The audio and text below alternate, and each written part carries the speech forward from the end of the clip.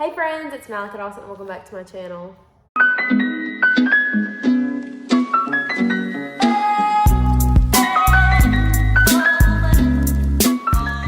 Okay, so today I have a prophetic word from y'all that God gave me a couple weeks ago.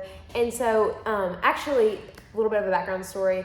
I was going through, I have a journal, which this is not the journal, but I have another journal that is like my prayer and my journal to God. And so I'll pray for something, and then on the next page, as he reveals stuff to me, I'll write down everything that he's saying so that I can go back and reflect on that and just see where I used to be at points in my life and see how I grew spiritually from that, or how God answered prayers and just different things like that I like to go back and reflect on. Well, I was going through my that journal that I have, and a couple of months ago, almost, it was 2 or 3 months, God had given me this word, and at the time, it was good, but I really didn't understand it. And then now that I reread it a couple of weeks ago, that I actually really understood it, and God revealed new things to me through that. So I'm going to read you guys the word, and I'm going to kind of break it down of what God has been putting on my heart since then. Okay, so here's what it says. And one of my prayers was God, I want to hear your voice and put your voice to paper. Everything you say, I want to write it down.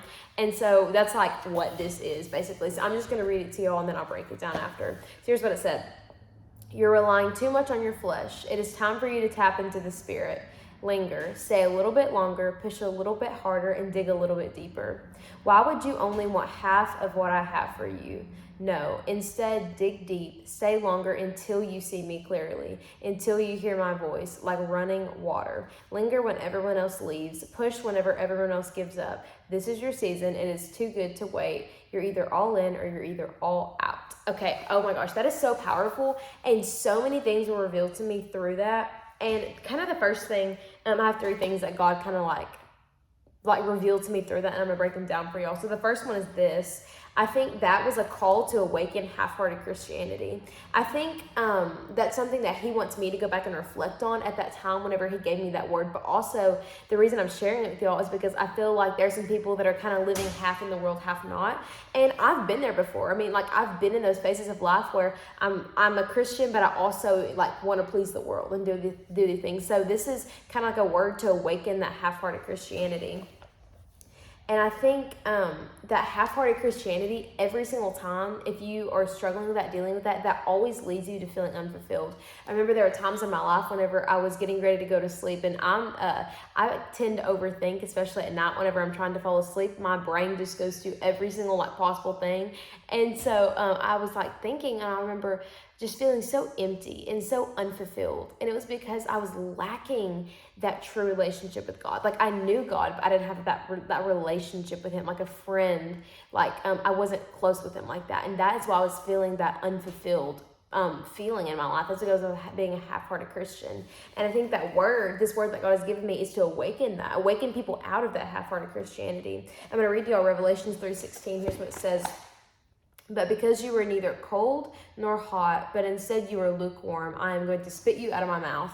Okay, that is shocking, because that kind of wakes you up. Whenever God's saying, he says, if you're not on fire for me, and if you're not cold for me, if you're in the middle, I'll spit you out of my mouth.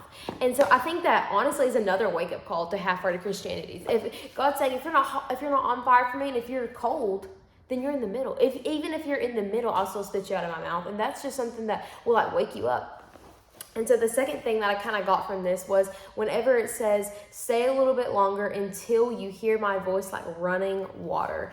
And I think that was more of a personal word because forever, as long as I can remember, I've always loved water. I've always had this obsession with waterfalls. And I remember actually I was in San Antonio a couple of weeks ago, and we were at the Riverwalk, and I remember me and my friend, we were walking, we'd gotten way off track, and we were far away from the Riverwalk, and we found this waterfall. And I remember we sat there for probably over an hour. We didn't get on our phones, we just literally sit there and just watch this waterfall, because there was something so captivating by the sight and the sound and just the smell of it. And anyways, with all that being said, I just have always loved water. There's just something about running water that just is so special to me. And I love how it said, how God revealed that to me, because he knows that the sound of running water, the sound of a waterfall just is so captivating to me. He said, I want you to push harder, dig a little bit deeper until you can hear my voice like running water. And oh my gosh, that almost like I cried whenever God told me that, because that running water brings me peace. Like, I feel this overwhelming peace every single time I hear the sound of a waterfall. And that's what God is ultimately wanting us to feel like. He wants us to feel that overwhelming peace all over us whenever we spend time with him. So he was telling me that peace that you feel whenever you're that overwhelming peace that you feel whenever you're looking at a waterfall, that's the peace that I give you. That's the peace that whenever you're in my presence, you should be able to feel. And I just think that was so amazing. And the third thing, the last one, is this: you have to run when no one else will. And what that means is, whenever being a Christian is not popular, you have to do it. You have to sacrifice some things. You have to sacrifice your popularity if it means that you're going to spend more time with God. Sometimes you have to sacrifice your time. You have to sacrifice going to that party. You have to sacrifice being popular, because being with God, having that relationship with him, is so much more important. If this video encouraged you guys, I encourage you just to go back and listen to that word one more time. I hope this video just encouraged y'all, just spoke to y'all so much. I love you all so much. If you have any questions or a video you want me to film next, put that down in the comment section down below, and I'll see you guys later.